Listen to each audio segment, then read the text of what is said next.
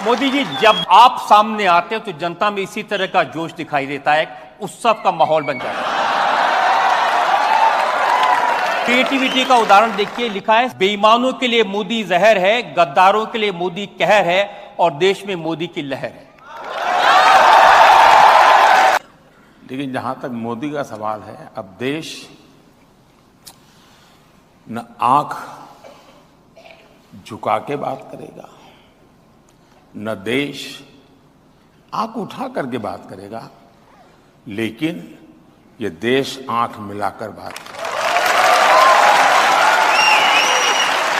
और रशिया से इन दिनों पेट्रोलियम वगैरह लेता हूं,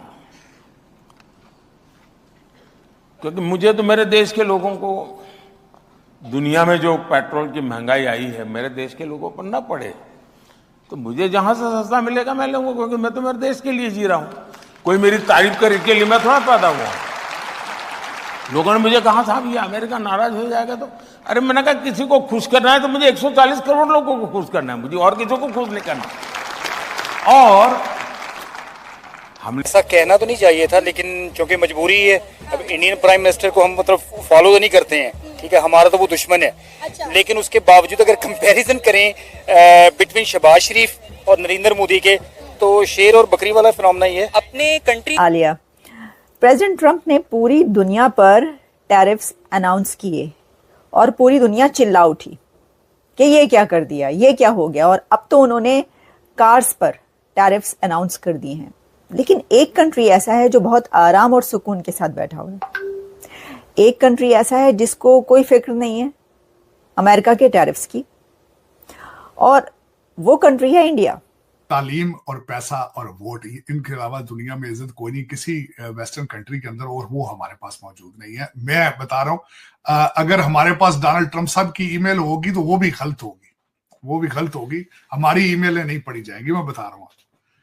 लेकिन एट द सेम टाइम राष्ट्रपति पुतिन के साथ चेयर पर बैठ करके टीवी के सामने मैं कह सकता हूं कि ये युद्ध का समय नहीं है जो हमारे पास है। मुझे तो इस चीज की समझ नहीं आ रही कि अगर नरेंद्र मोदी साहब ने ये बात की है तो पाकिस्तानी वजीर आजम साहब, आपको कौन सी चीज रोकती है कि आप ना बोलें? वक्त में जरा सोचिए, जब मुल्क में सैलाब की तबाहकारियां जारी हैं और इतने बड़े वफ्द के साथ गैर मुल्की दौरों की कोई मंतक समझ नहीं आती, और इस दौरे पर शाहाना ठाठ बाट के लिए करोड़ों रुपए फूंके जा रहे हैं। एक तरफ सैलाब मुतासरीन एक वक्त की रोटी के लिए तरस रहे हैं, और दूसरी तरफ हमारे वजीर आजम साहब शहबाज शरीफ साहब अपने वुज़रा के साथ गैर मुल्की दौरों में मसरूफ हैं। कितनी बेहिस्सी है ना ये, फिर बातें करते हैं बड़ी बड़ी। मौजूदा हुकूमत जो कि पीपल्स पार्टी और एमक्यूएम पाकिस्तान समेत दीगर इत्तेहादी जमातों पर मुश्तमिल है, ऐसे में इस गैर फितरी इत्तेहाद को बरकरार रखने के लिए हुकूमत सरकारी तौरों और ओहदों की बंदर बांट में लगी हुई है। पाकिस्तान में पिछले चंद सालों में इतनी ज्यादा पोलराइजेशन हो गई है कि अपने मुखालिफ को नीचा दिखाने के लिए कोई भी किसी हद तक जाने पे लिए तैयार है। बिल्कुल झिझक इस मामले में करीब से भी नहीं गुजरती। आम तो जो प्राइम मिनिस्टर मोदी और उनकी पार्टी और सारे का सारा भारतीय मीडिया जिसको चला रहा है, क्वेश्चन यह है कि इसका पाकिस्तान की तरफ से कोई रिस्पॉन्स नहीं है। And nobody wants to talk on this, nobody wants to respond on this. हम अपनी एक दुनिया में रहते हैं, एक बबल में रहते हैं, उसमें हम बातें करते रहते हैं, हम बोलते रहते हैं, हम डिस्कस करते रहते हैं। हम अपना एक सच है हमारे पास, हमारी एक अपनी सिचुएशन है। नरेंद्र मोदी की एक अपनी पर्सनैलिटी है, वो अपनी आवाम के लिए कुछ कर रहे हैं, काम करें, आवाम उनको नहीं पसंद करे, उनके काम को पसंद करे। जैसे कि मिस्टर इमरान तो ऑलवेज शुरू से एक पॉपुलर है, चाहे वो क्रिकेट में है, चाहे वो किसी भी चीज़ में, वो एक मशहूर तरीन इंसान है, उसकी बहुत ज़्यादा इज्जत है दुनिया में। तो नरेंद्र मोदी का तो कोई इस तरह का नहीं है कि वो कोई इतने बड़े बैकग्राउंड से नहीं आए। बेचैन है कि मियाँ साहब पाकिस्तान आ जाएं। ठीक कहते हैं ख्वाजा साहब, वाकई नवाज शरीफ साहब असासा हैं, असासा भी हैं और खजाना भी है। मुल्क का खजाना जो नवाज शरीफ साहब चोरी करके बैठे हुए हैं, वो मुल्क आएंगे तो शायद वो खजाना भी आ सके। और वैसे बड़े मियाँ साहब के आने का अभी भी कोई इरादा लगता नहीं है। क्यों? क्योंकि छोटे मियाँ साहब की हालत देखकर वो ये भांप चुके हैं कि इस वक्त वतन वापसी सियासी खुदकुशी होगी। आवाम के रद्द अमल का खौफ है जो नवाज शरीफ को वतन वापसी से रोक रहा है, और दूसरी तरफ छोटे मियाँ भी मुल्क में टिक कर बैठने को तैयार ही नहीं है। आप जरूरी है एडा लिफ के तो गल करनी है उन्होंने नाल, मतलब how come we can even decide this कि हमने इस अंदाज से उनसे बात करनी है, हमने इस अंदाज से उनसे बात करनी है कि वो उनको वो जैसे हमसे मर्जी बिहेव करें। मिसाल के तौर पे डॉक्टर जयशंकर साहब आए पाकिस्तान के वजीर आजम साहब ने उनको बहुत अच्छा वेलकम किया, for minister respect the airport पे। और आपको पता है मैंने तो कहा था 10 सालों में एक ही ट्वीट है जो डॉक्टर जयशंकर ने या भारत की तरफ से आई है, वरना उतो हमेशा ततीवाई आंदी है। अब अगर एक ट्वीट आई है जो कुछ हुआ उसके बाद now they are back on the track and that track is Pakistan में हमने नहीं भेजना क्रिकेट टीम को, पाकिस्तान को डिप्लोमेटिकली आइसोलेट करना है, वो they are committed on that. और जिसको वो कहते हैं ना कि हमने इंडिया को वो कहते हैं हमने डेवलप नेशन बनाना है, वो जरूर बनाए बट नॉट कि they keep Pakistan as a domestic issue in India. Pakistan को डोमेस्टिक इशू बना के रखा हुआ उन्होंने इंडिया के अंदर, और उसकी वजह एक ही है कि हमारी जो लीडरशिप है वो कहती है इंडिया से बात करनी है, भावें इंडिया करे या ना करे। बिल्कुल ठीक है, आप ये फैसला कर लें कि आपने इंडिया करे ना करे हमने बात करनी है।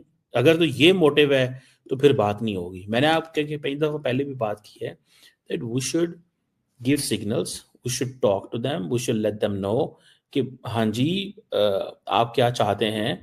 उन्होंने बता दिया है, वो हमसे चाहते हैं कि भाई हमने अपनी मर्जी करनी है, this is what they want. वो नमस्कार दोस्तों, कैसे आप सब? उम्मीद करते हैं आप सब बहुत अच्छे होंगे। दोस्तों आज का वीडियो काफ़ी शानदार होने वाला है, इसलिए बिना स्किप के पूरा वीडियो देखना। अगर आप मेरे चैनल पर फर्स्ट बार आए और अभी तक सब्सक्राइब नहीं किया है तो प्लीज़ सब्सक्राइब कीजिए, शेयर कीजिए, बेल आइकन ऑन कीजिए ताकि आपको आने वाली हर एक लेटेस्ट न्यूज़ आसान से मिल जाए। जैसा कि आप लोग जानते होंगे कि भारत के लिए नरेंद्र मोदी जी कितने ज़रूरी है। अगर भारत बढ़ेगा तो नरेंद्र मोदी जी की वजह से।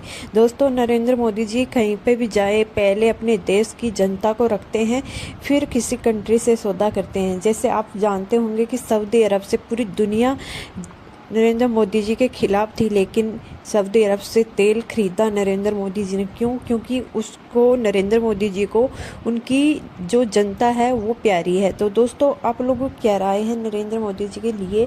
और आप लोगों को नहीं लगता कि जब से नरेंद्र मोदी जी हमारे राजा बने हैं, मतलब पीएम बने हैं, तब से इस देश का भविष्य सुधर गया है और देश आत्मनिर्भर देश बनने जा रहा है?